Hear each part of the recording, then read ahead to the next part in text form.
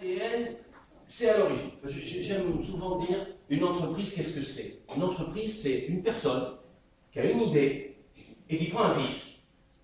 Et ça, puisque c'est l'entreprise qui nous réunit aujourd'hui, c'est ma définition. Une personne ou un groupe de personnes qui a une idée et qui prend un risque. Voilà. Et dans le réseau d'entreprises particulièrement, il y a quelque chose de ça. Au départ, à l'origine, d'abord, il y a un contexte. Toute décision se prend en fonction d'un contexte. On a décidé un jour de monter un réseau. Il y a un déclic, des événements qui font qu'on va se dire. Et puis il y a une intention, une ambition, ou une cause aussi. C'est ça la guerre que vous voulez gagner. Et je pense qu'il y a un moment, ça vaudra le coup de vous poser la question, bon sang, c'est quoi notre cause? C'est quoi notre ambition? Alors, souvent, c'est marqué dans l'objet, dans les statuts, l'objet de l'association est de... Alors, c'est vrai que ce que vous m'avez montré tout à l'heure, c'est assez objet. Ça dit des choses qui sont autour de l'objet de statut. J'aimerais qu'on passe à une dimension, parce qu'on a monté en hélicoptère. Donc, on a moins d'outils. Là, on va se dire l'essentiel. Donc, quelle est l'intention? Après, à l'origine, il y a souvent une figure, il y a souvent une personne ou un groupe de personnes qui ont dit, allez, c'est ça. Moi, dans tous les réseaux, j'aime bien connaître l'histoire des gens. Je trouve que l'histoire des gens est quelque chose qui vous raconte plein de choses. Ben, l'histoire des réseaux, c'est pareil. Et ne nous racontons pas des histoires sur l'histoire de notre réseau. Essayons d'identifier qu'est-ce qui était à l'origine.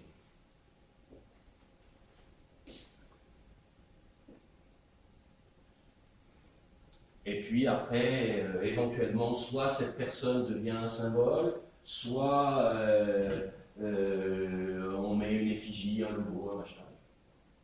D'accord? Ça, c'est un des facteurs clés, à mon avis, c'est d'arriver à se poser la question de quel est notre ADN et peut-être quelle était notre cause à l'origine. Même si elle évolue, notre cause.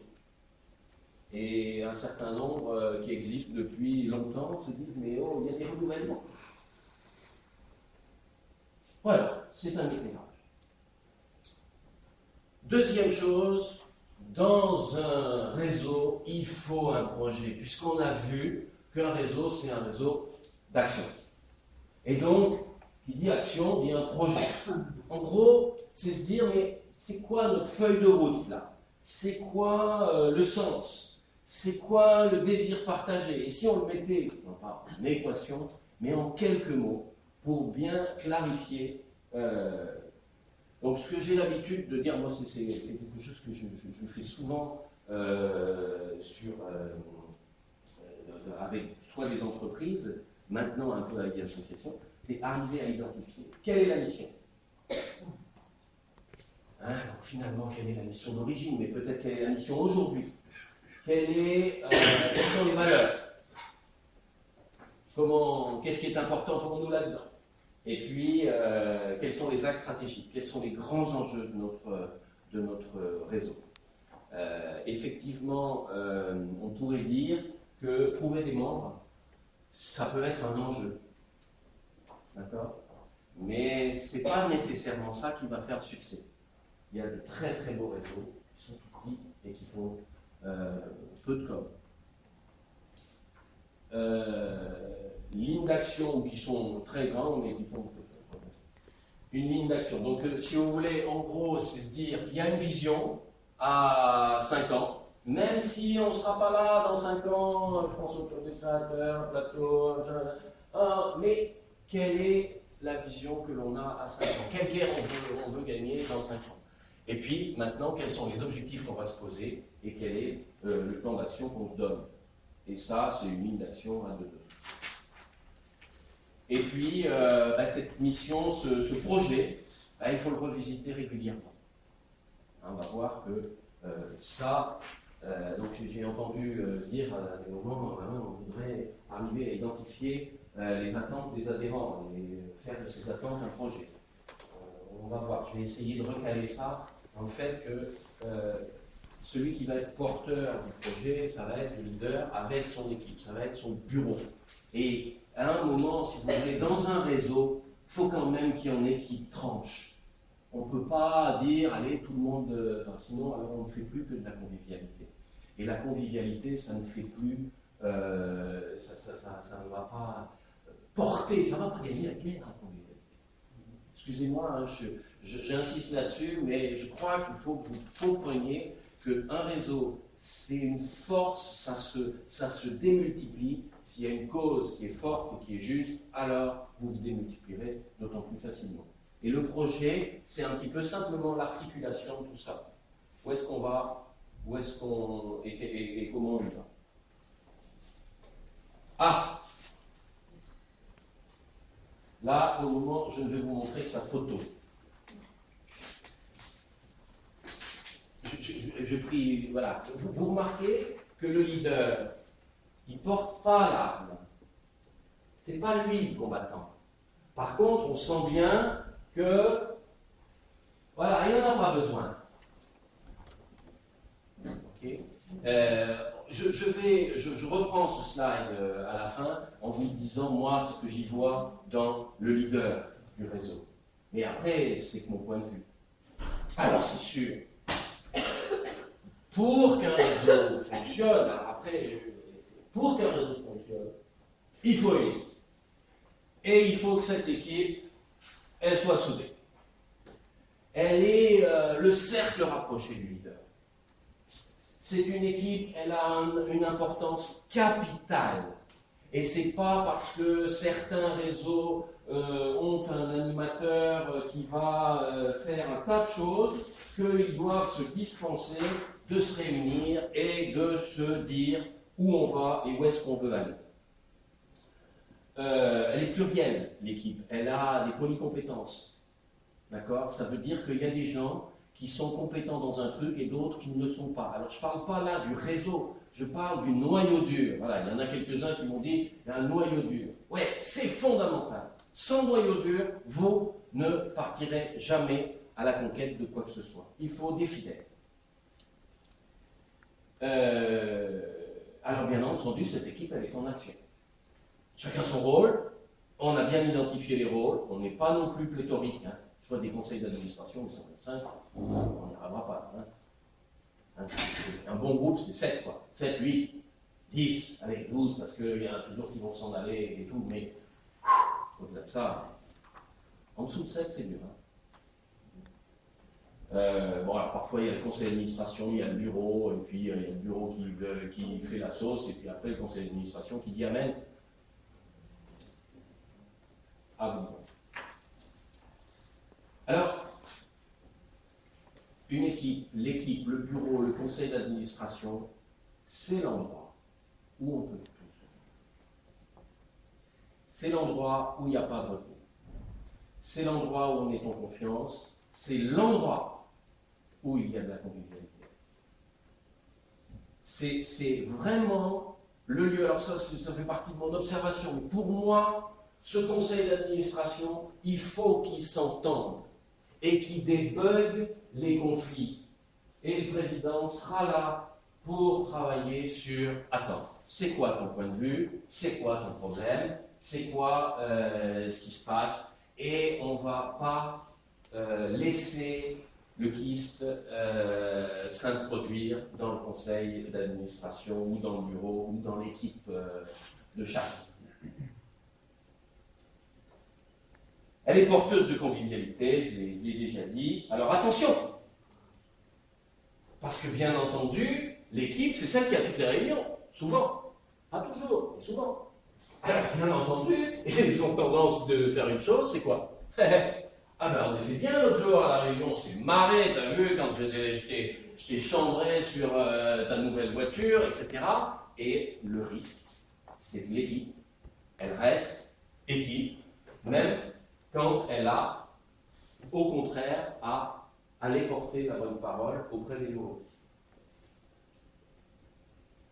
Et si elle doit se lâcher, ou enfin se lâcher, c'est pas attention, hein, mais si elle doit se lâcher pendant les conseils, eh bien, elle doit s'éclater pour être au plus près des adhérents ou des membres ou des pendant les rencontres. C'est fondamental. Le risque, c'est que vous soyez tous ensemble. Et c'est ça qu'on vous reproche dans un réseau, quand on vous dit « ouais, mais on était mal accueillis » ou on ne vous le dit pas. Voilà. Ah. Oh là là là là là, mais c'est une secte votre truc. Non, non, non. Je ne suis pas de ce genre-là. Oui, c'est vrai, il y a des moments où il est important de se rappeler quelle est l'origine, quel est notre ADN, des repères, redire en quelques mots ou en quelques actes, qu'est-ce que c'est que... Alors, à la jeune chambre, on a le credo. Alors, je ne sais pas, il y en a quelques-uns qui ont été à la jeune chambre, là, avant. Il y a des endroits... Alors, le rite, ça peut être... nous, on a un club, on fait la météo en arrivant. Hein, moi, je pars du principe que les gens qui arrivent à une réunion, c'est pas à moi à commencer à leur parler. C'est à eux à vider leur sac.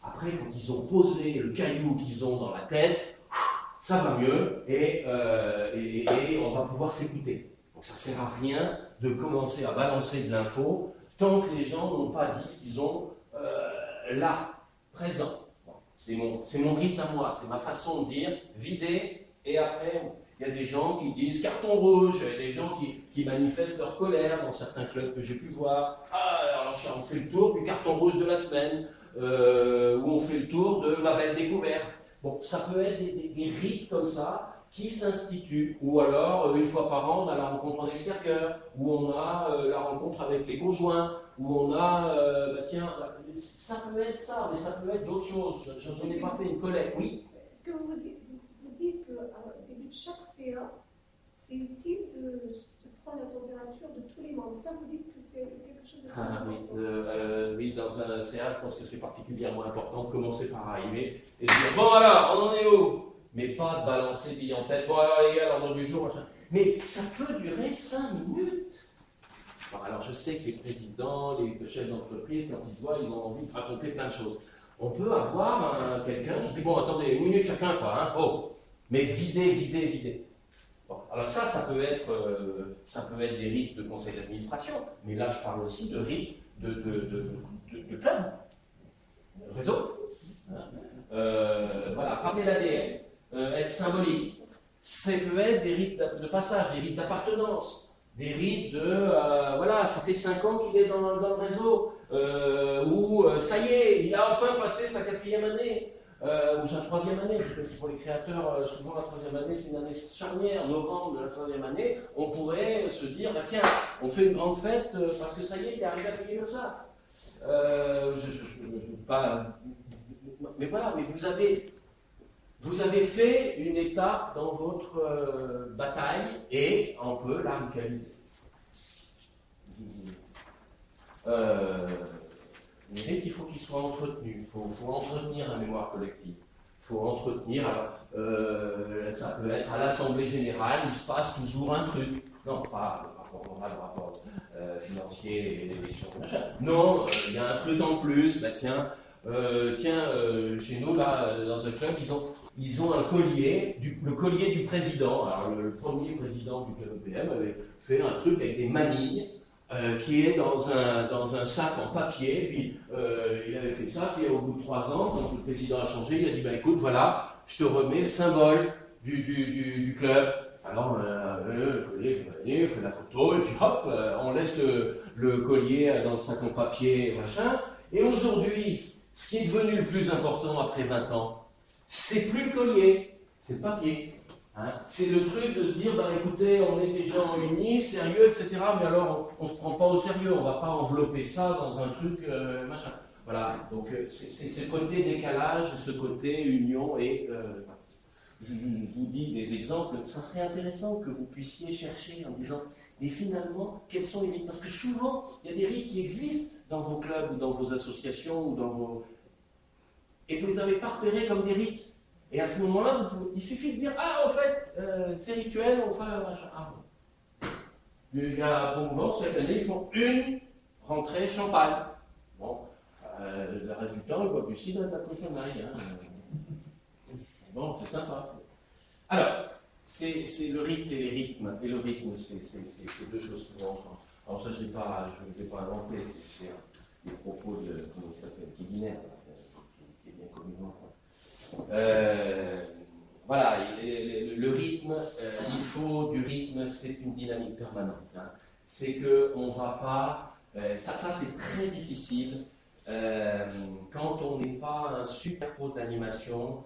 De temps en temps, allez, on a tendance à faire un peu des longueurs, etc. Et si j'en fais, surtout, dites-moi, de l'herbe, il faut qu'on se tire. Bon. Mais voilà, donc et il faut savoir, dans l'équipe aussi, se dire, parce que parfois, du rythme, du souffle, mais aussi parfois des respirations. C'est-à-dire que pendant qu'il y en a un qui cause, on peut dire, bon, stop, on n'en est où là?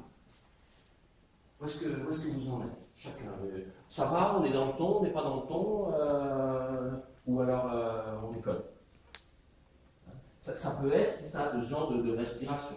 Et ça peut toujours avec du rythme, c'est-à-dire 5 minutes. Si on a décidé qu'on faisait un tour de table en 5 minutes, le premier, je ne connaissais pas bien, je vous avais dit qu'on ferait ça en 25 minutes, on a fait ça en 1 heure, bon. Mais la prochaine fois, je peux vous assurer qu'on va faire notre tour de table d'arrivée en 1 minute chacun. Parce que, bien entendu, on peut avoir des tas de belles images, des tas de beaux, de belles intentions. On peut aussi faire des erreurs. Hein, donc il faut s'en rendre compte.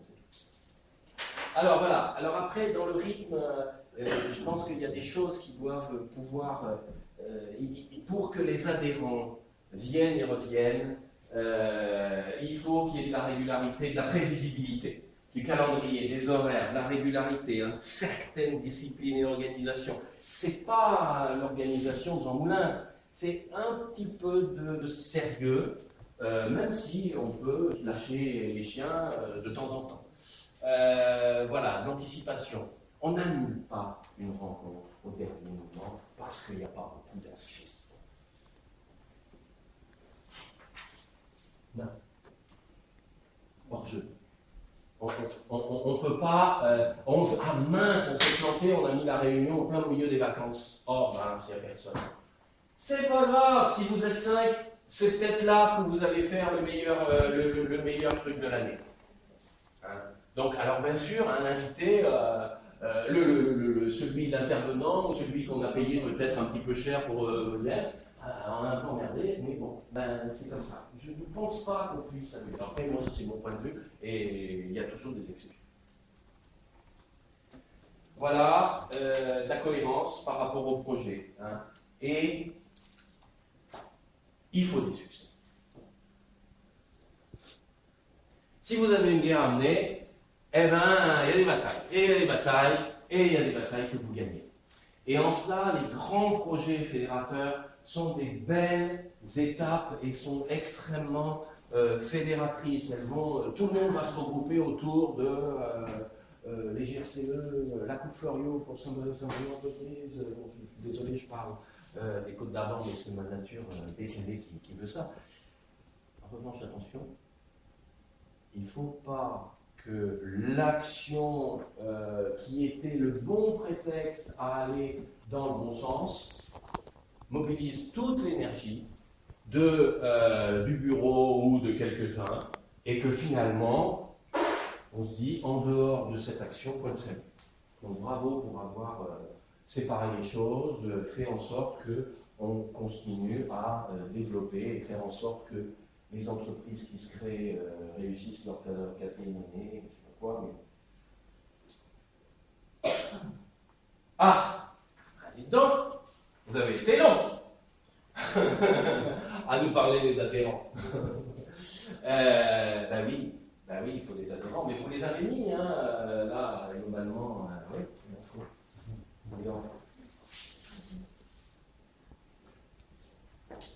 L'adhérent est volontaire. Il n'est pas recruté, c'est ce que je disais tout à l'heure. Il est acteur, et il est acteur. Et il en a besoin. J'aime bien aimer le truc, il y a besoin. J'ai besoin de ça.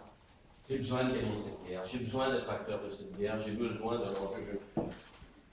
Vous me direz après dans l'évaluation si j'ai trop parlé de ma guerre. Il est motivé. Qu'est-ce que ça veut dire motivé? Alors d'abord, petite règle de base, on ne motive pas les gens, hein. On ne motive que soi-même. Donc, n'essayez pas d'aller motiver les gens, non, aucun prof ou chercheur en psycho ou en machin vous dire la motivation ça se transmet comme ça. Non. La motivation, c'est quelque chose que l'on a en soi. Alors, bien entendu, ça peut se transmettre, mais c'est pas. Ça se donne pas. Ça peut comment dire, se transmettre. S'insuffler. Mais bon, vous n'allez pas imposer la motivation. Pourquoi il est motivé? Parce que individuellement, il s'y retrouve. Si vous n'avez pas la possibilité dans votre réseau de faire en sorte que quelqu'un s'y retrouve individuellement, ça va être dur de le motiver. Alors, non seulement il est motivé, mais vous l'avez dit pour certains, il est mobilisé. Ah, mobilisé, qu'est-ce que ça veut dire? Ça veut dire que collectivement, il s'y retrouve. Alors, c'est ma définition, c'est une façon de se dire, bon, il y a une partie individuelle et il y a une partie collective. Je viens pour moi et je viens pour les copains. Je viens pour moi et je viens pour la cause. Je viens, machin, voilà. Et j'ai toujours les deux. Mais je m'y retrouve. Parce que c'est un investissement. Le temps que vous passez à écouter les autres qui ont des trucs intéressants à dire, mais parfois pas. Le temps que vous passez à vous dire comment je vais essayer de dire ça en 3 secondes pour que ce ne soit pas trop long, c'est de l'énergie. Et donc, il faut s'y retrouver quand même dans cette énergie.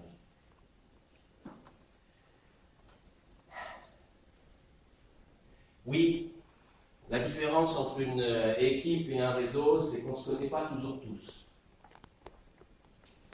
Et bien, c'est justement ça le problème. Parce que ça va être effectivement un enjeu fort. Et si on fait des annuaires, et si on fait des listes d'adhérents, et si on fait des... Eh bien, parfois c'est nécessaire. Alors, on peut trouver les outils pour le faire, mais bon, c'est important qu'on soit au moins connu et qu'on ait été présenté. Et présenter, c'est pas la prestation là, tout seul sur l'estrade devant tout le monde, mon entreprise, ou alors mon entreprise, machin, non. C'est pas ça, être présenté. C'est, tiens, il faut que je te fasse rencontrer quelqu'un. Je l'ai rencontré hier, je pense que vous avez des choses à vous dire. Et ça, c'est le rôle de chaque membre de l'équipe. Ça, c'est l'attitude réseau pour faire en sorte que vous allez connaître suffisamment bien l'un et l'autre pour leur dire, je me demande si vous n'avez pas des trucs à vous dire. Mais c'est là où vous allez ajouter des valeurs ajoutées de membres du CA, hein, là je ne parle pas en tant que leader, hein, en tant que membre du CA, c'est que vous allez vraiment faire rencontrer des gens.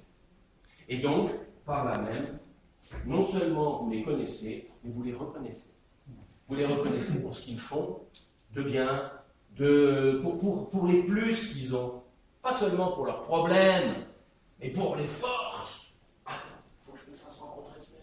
Il est super fort là-dedans. Tout le monde, tous les chefs d'entreprise, tous les créateurs, tous les porteurs de projets ont un truc où ils sont plus forts que les autres.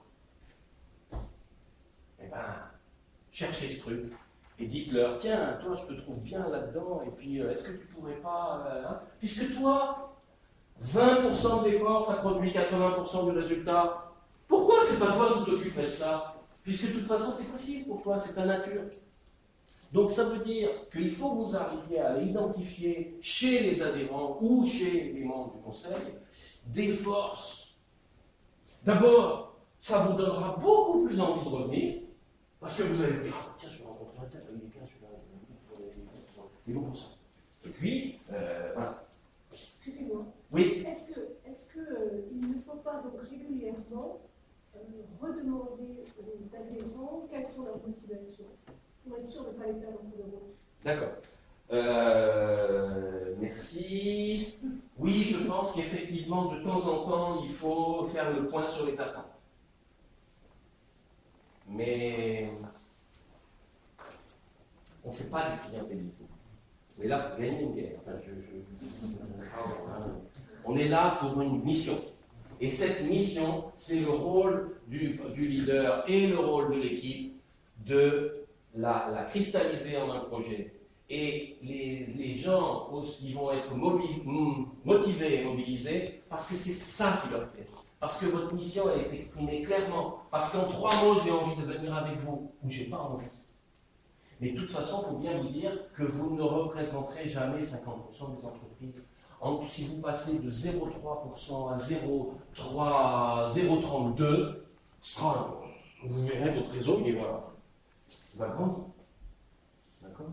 Donc voilà, vous êtes toujours une minorité agissante. Ça marche? J'ai répondu à votre question? Donc de temps en temps, il faut faire ça. Mais il est beaucoup plus important d'en discuter avec l'équipe, que j'appelle l'équipe parce que dans un cas c'est le CA, dans un cas c'est le bureau, dans un cas c'est machin, pour se dire, ah, on a fait un petit questionnaire, voilà ce qu'on trouve, qu'est-ce qu'on en fait. Et enfin, il faut des outils.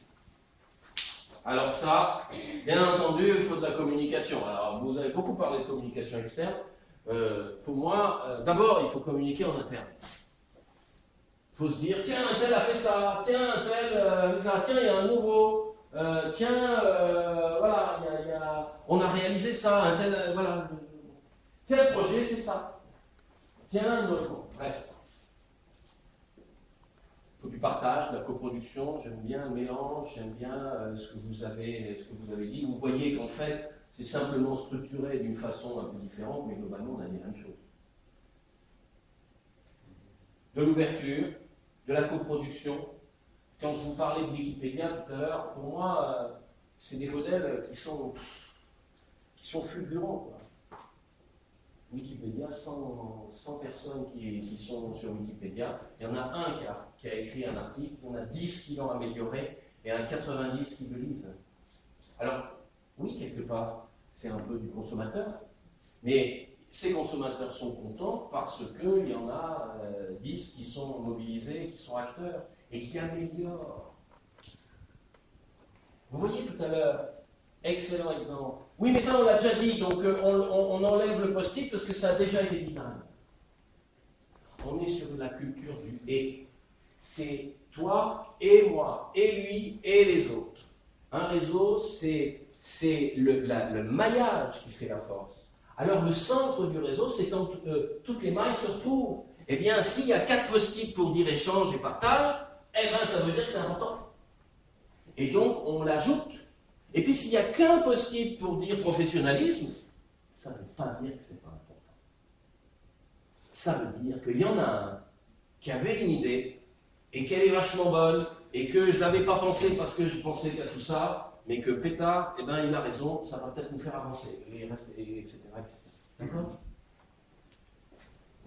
Donc j'aime bien la logique des wikis, tout le monde n'en a pas, là, mais c'est une super logique. Et puis de l'animation. Alors, qu'est-ce que c'est qu'animer ? Une dizaine de séances de co-vision pour comprendre que finalement, animer, c'est apporter de la vie. Simplement apporter de la vie. S'il y en a 2 qui ne sont pas d'accord, c'est pas marrant, mais c'est vivant. N'essayez pas de leur dire « Oh, taisez-vous maintenant !» Non, ok, vous pouvez régler là. Vous avez des points de vue qui sont différents. C'est ça qui est génial dans un réseau, c'est qu'on a une géographie qui est tellement à 360 degrés que nécessairement, chacun dans le réseau a un point de vue différent. Vous ne voyez pas la même chose que ce que vous voyez en ce moment. Et par contre, si vous vous causez, eh bien, nécessairement, il y aura de la richesse. Pas parce que vous avez des idées ou des valeurs différentes, parce que vous avez des points de vue différents. Le leader, c'est le patron. C'est le patron du moment.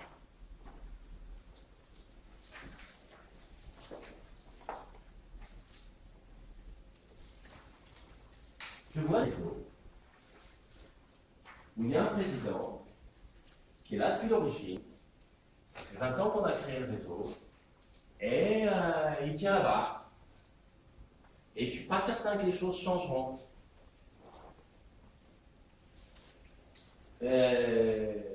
C'est lourd d'être président. C'est extrêmement formateur.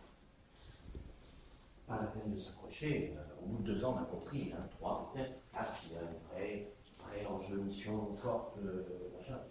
Après, non. Place aux autres. C'est très surprenant. Quand un président s'en va, on se dit, Pétard, c'était une figure, c'était un super président. Qu'est-ce qu'on va devenir après? Pétard, je ne sais pas ce qui se passe. Il y a toujours un printemps à ce moment-là. Il y a toujours un ou deux qui sortent du lot et qui disent, bon allez hop, maintenant, c'est moi qui y vais. Hein, comme dans la chanson de Desmoulins. Voilà, il incarne le réseau, il incarne les valeurs, etc. Il est garant de l'intention, de l'esprit, de l'origine. Il est porteur du projet. C'est lui qui fait la route, en gros. C'est lui, non pas qui fait la route, mais qui dit... Vous voyez la photo, là. Aujourd'hui, c'est moi, c'est ma légitimité. En fait, le président, il est simplement là pour asseoir la légitimité du président.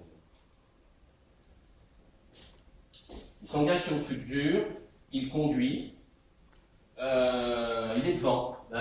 Vous pouvez aller chercher toutes les images qui parlent de leader sur Google. Là, vous voyez toujours quelqu'un qui marche devant.